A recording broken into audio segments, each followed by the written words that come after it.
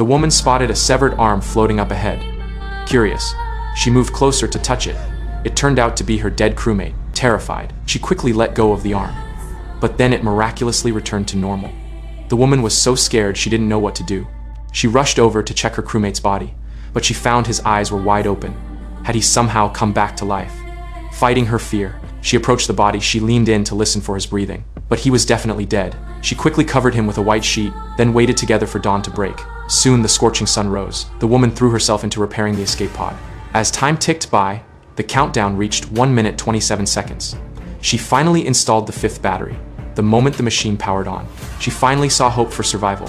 She sat in the escape pod's control room. She tried to contact ground control to get landing coordinates, but she couldn't establish communication with Earth.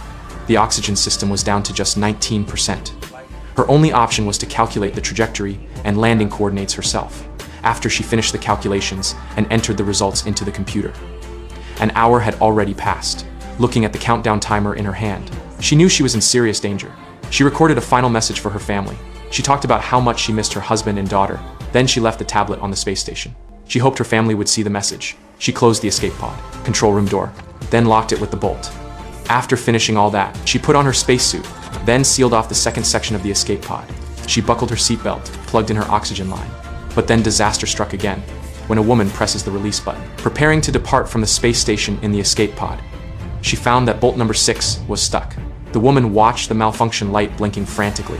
She immediately checked the manual, but found it required 2 people working together to fix, and there was nobody else on the space station. This crushed her spirits. Ground control stared at the countdown on their screens. Still no signs of life detected up there. Everyone was waiting for a miracle, but even down to the last second, they received no distress signal from any survivors. At that moment, the commander stepped up to the podium.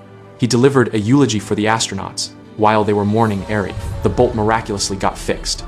Just as the escape pod separated from the space station, Eri witnessed something eerie. A human figure appeared on the space station, but the instruments detected no signs of life.